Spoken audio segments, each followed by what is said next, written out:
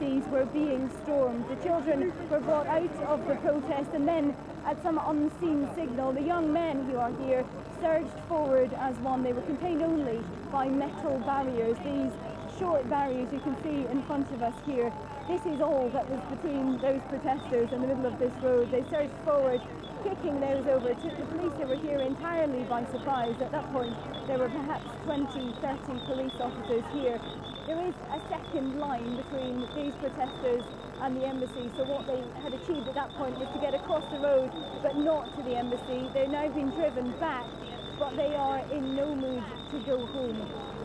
The situation has been caused by the pictures that they see coming out of Syria overnight, the reports that they are hearing of the number of deaths in Homs, the situation in Syria today. Many of them have relatives, family in that country. They're telling us that they cannot get through to them, that they can't contact them by mobile phone, that the internet has gone down, so they have no way to contact their families in Syria. So they started coming here in the middle of the night. In the early hours of the morning, they started to gather outside this embassy because they felt that was what they could do. They tried at that stage to storm the embassy. It was guarded only by diplomatic police at that point, so 5 of them got inside the building. There were 6 arrests overnight, but they've come back here today. They are better prepared, they are in greater numbers, and they are angry. If we try and push forward, you see the units coming through here now.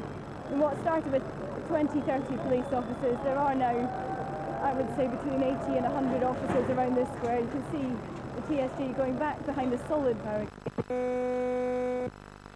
We've lost our link there with Katie Stallard and Syrian Embassy.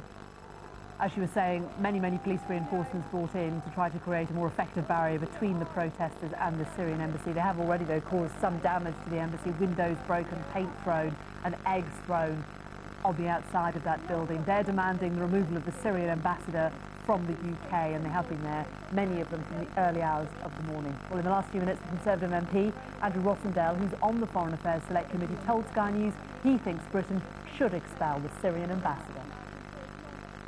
I think that the murderous actions that we're now witnessing in Syria require the Foreign Secretary to urgently consider whether the ambassador to Syria should remain in London.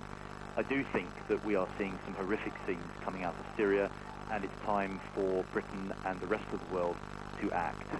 We can, of course, order the ambassador out of our country, and that's something that I believe William Hague should consider doing first thing on Monday morning. Earlier, remember, we have the names of 350 people killed last night. There's information we believe that is credible, that the regime is trying to crack down on Homs, and this operation might last 5 days. If this continues at this rate, this is going to be worse than the Hammam massacre of 30 years ago, which killed 30,000 people in 1 month. In other news, up to a third of taken. You can see there the protesters breaking through what was the first line of defence for the Syrian embassy.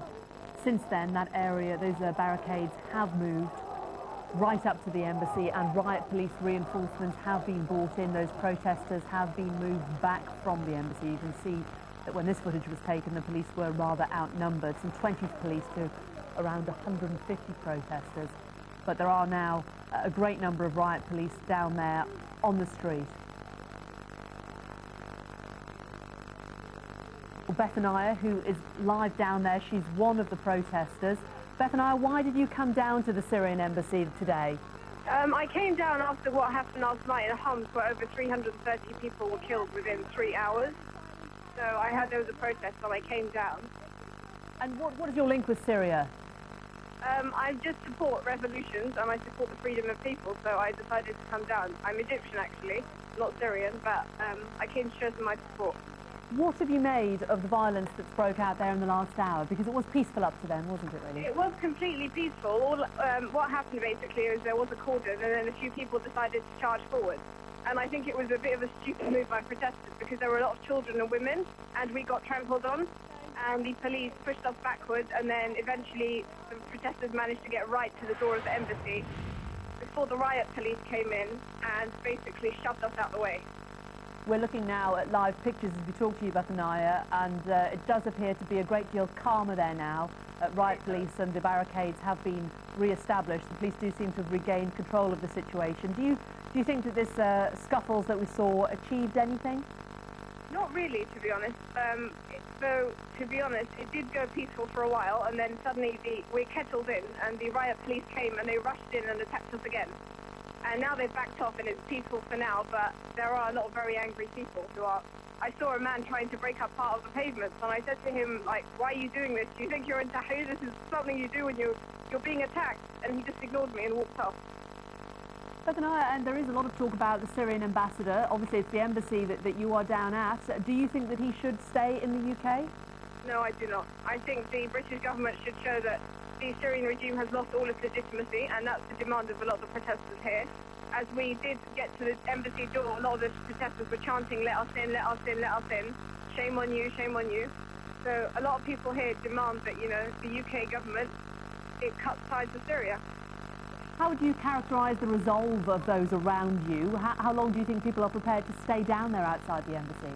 I've heard of two people saying that they're willing to stay all night long, but it's absolutely freezing, so it really depends. It looks like we're kettled in for a few hours at least. And it does seem to be a great deal calmer down there now. It has calmed down a bit, but again, it's unpredictable. You do get some people suddenly running and throwing things, and you know, the police keep trying to push the cordon back and keep us in a smaller place.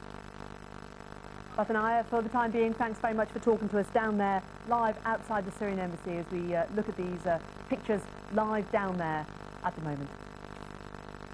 In Russia, there's an awful lot of international attention and pressure on Moscow and the Russian representatives here in the United Nations. What we expect to happen soon, though, is for that formal vote meeting to go ahead. All of the Western ambassadors who went into the closed chamber area past the press said that the time to act has long since passed, and the international community now owe it to the Syrian people to pass this resolution and protect them. Hannah, thanks very much.